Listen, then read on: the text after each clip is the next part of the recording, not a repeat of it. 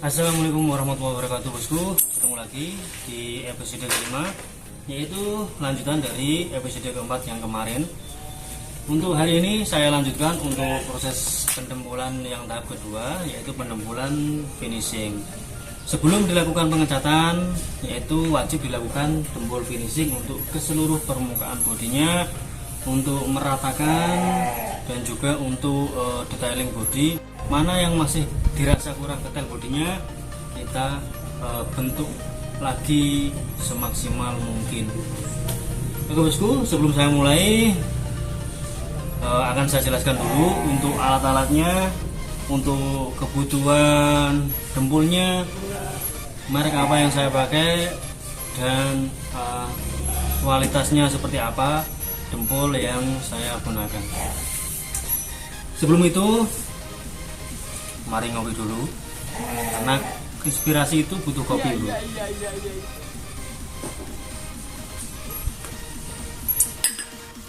Mungkin bisa diperlihatkan untuk Mas Yenal. Oke.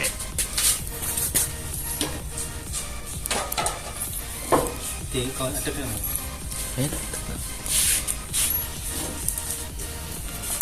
Siapkan untuk medianya buat mengaduk dempul. Kalau saya pakai potongan ACB, teman-teman juga bisa pakai akrilik, terus kemudian bisa juga pakai plat. Terus apabila ada keramik bekas, teman-teman juga bisa menggunakan untuk alas pencampuran dempulnya. Untuk dempul sendiri kita pakai merek Alpha Gloss. Ini bukan promosi, karena selama ini saya menggunakan Alpha Gloss untuk finishing, untuk dempul yang kedua, karena dempul ini teksturnya keras, jadi tidak gampang tergores apabila terjadi gesekan. Kalau untuk dempul yang pertama kemarin saya menggunakan dempul yang sanpolak, warnanya kuning, itu dempul sanpolak untuk bagian dempul yang pertama. Karena untuk sanpolak sendiri teksturnya agak lembek, jadi saya gunakan untuk yang lapisan dempul yang pertama. Kemudian untuk kapi saya sendiri menggunakan Mika, sering menggunakan Mika karena ini teksturnya agak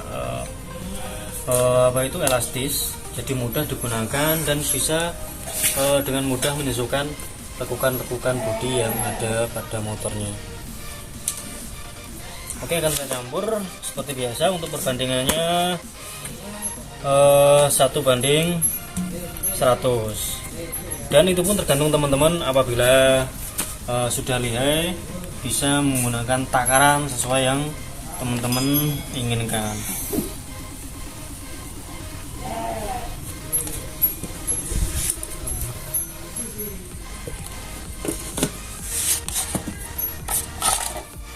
Kita ambil seperlunya saja, kemudian kita tambahkan untuk obatnya. Ini sesuaikan sama teman-teman yang inginkan. Biasanya kalau teman-teman sering menggunakan dempul, maka akan tahu campuran yang pas sesuai dengan kemampuan teman-teman sendiri.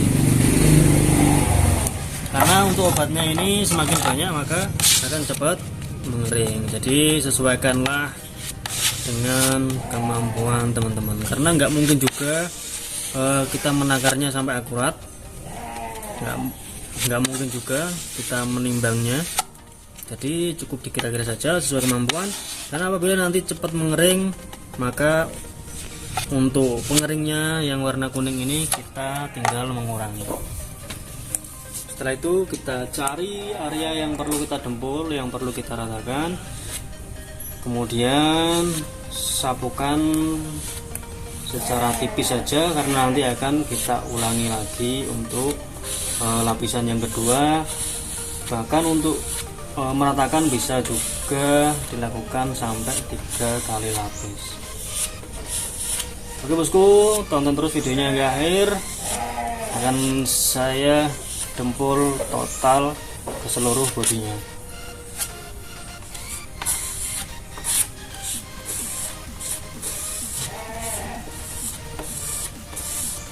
Oh ya bosku, perlu diketahui saat pendempulan kita cari dulu permukaan yang keropos, karena permukaan yang keropos itu wajib kita apa istilahnya itu kita cukil.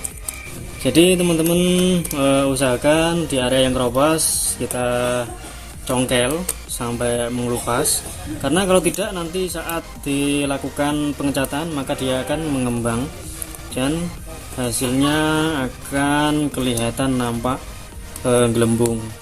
Nah, itu sangat mengganggu. Maka dari itu sebelum melakukan pendembulan, teman-teman cari bagian yang keropos dan congkel bagian itu hingga terkelupas, kemudian dilakukan pendembulan lagi. Itu tip dari saya.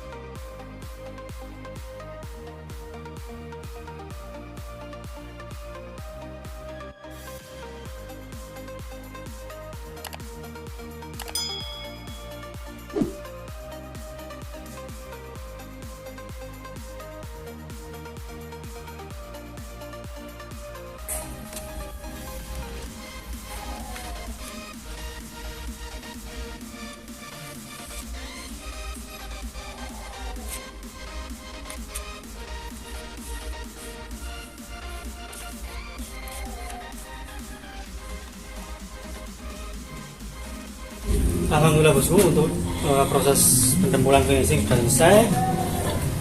Dan setelah proses ini selesai, kemudian nanti kita lanjutkan ke amplas finishing. Untuk pengamplasan sendiri kita pakai ukuran 320 yang amplas kertas seperti apa yang sudah saya jelaskan kemarin.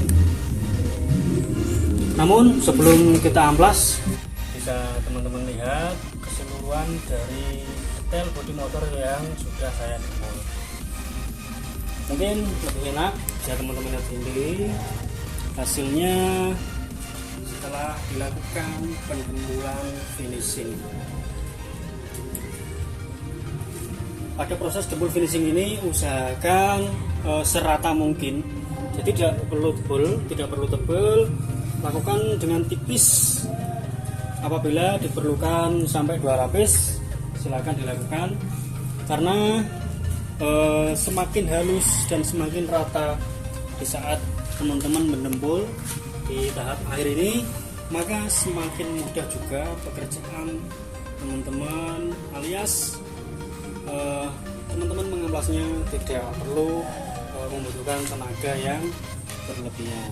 Jadi selain mempercepat proses, juga mempercepat pekerjaan teman-teman. Oke bosku, sebelum saya melakukan pengamplasan akan saya jelaskan dulu untuk amplas yang sudah saya gunakan, yaitu amplas ukuran 320, kemudian menggunakan tatakan akrilik dan tatakan spon. Kenapa saya menggunakan tatakan spon? Karena di bagian permukaan yang sudutnya melengkung, nah di bagian yang melengkung gini posisinya, itu dibutuhkan yang namanya tatakan spon. Karena untuk tatakan spon dia akan mengikuti dari kontur tersebut. Tapi kalau untuk bagian yang runcing, yang sudutnya terlalu runcing, itu kita pakai tatakan akrilik. Karena untuk bagian yang melengkung, kalau kita pakai akrilik, maka untuk bagian yang melengkung tadi maka akan menjadi runcing, jadi akan merusak detail. Nah, itu perlunya dari tatakan akrilik dan tatakan spon. Jadi kita nggak perlu pakai tatakan akrilik, tapi kita juga pakai tatakan spon, tergantung dari kontur yang akan kita amplas. Untuk pengamplasan tahap yang kedua, kita wajib menggunakan yang namanya air biasa bisa, atau air pakai sabun juga bisa. Karena untuk mempermudah mengetahui hasil yang sudah kita amplas itu sudah rata atau belum. Jadi kita perlu menggunakan air. Jadi halnya kalau untuk pengamplasan yang pertama itu lebih enak nggak pakai air karena akan cepat terkikis oleh amplas. Kalau mau pakai air, terkikisnya akan lama. Tapi untuk tahap finishing ini sangat diperlukan karena kita pengamplasan cuma satu kali. Jadi usahakan sekali amplas hasilnya sudah halus. Jadi tidak mengulang-ulang lagi untuk pekerjaan di tahap ini.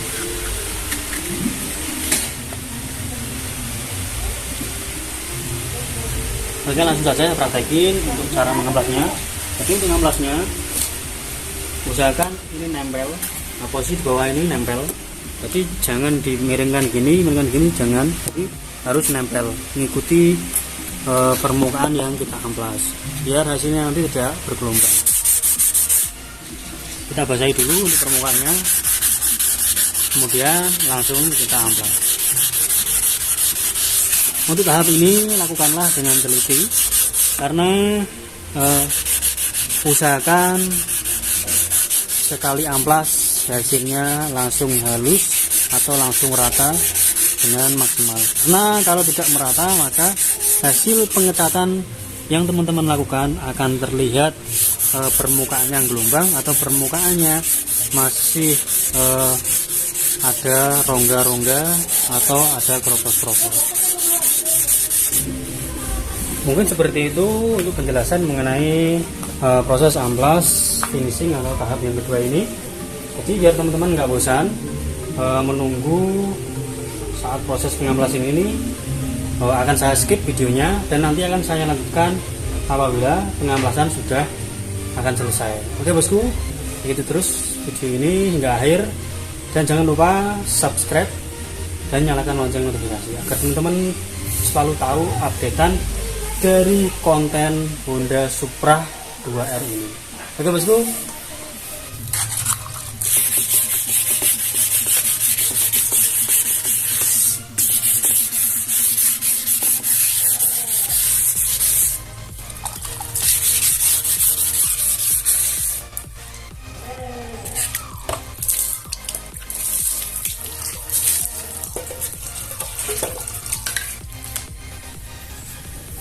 alhamdulillah untuk pengamplasan finishing sudah selesai, dan alhamdulillah sudah capek. Karena kata siapa, orang seni nggak capek bro, pasti capek. Tapi capek itu terbayar lunas dengan apa? Dengan hasil yang sudah kita bikin, yaitu menciptakan suatu produk. Oke bos, saya lanjutkan untuk setelah pengamplasan selesai, selanjutnya akan saya cuci dan nanti dilakukan untuk pengerjaan epoksi yang kedua.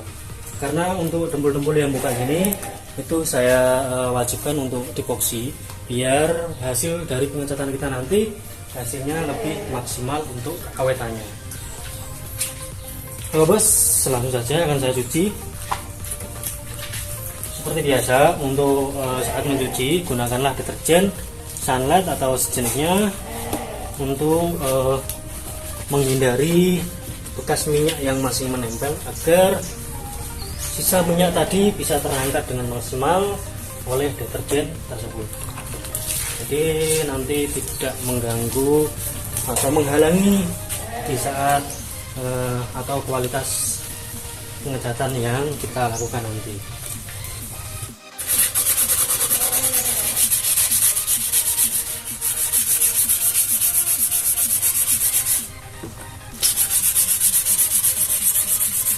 Mohon maaf karena ada yang ketinggalan untuk amplasannya, jadi saya lakukan pengamplasan lagi untuk di bagian cover rangganya karena ada yang sedikit ketinggalan.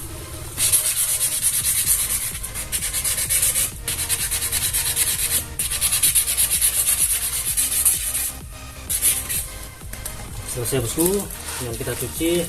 Untuk yang bagian belakang ini tidak kita dempul karena konturnya sudah rapi, sudah mulus, jadi tidak kita dempul.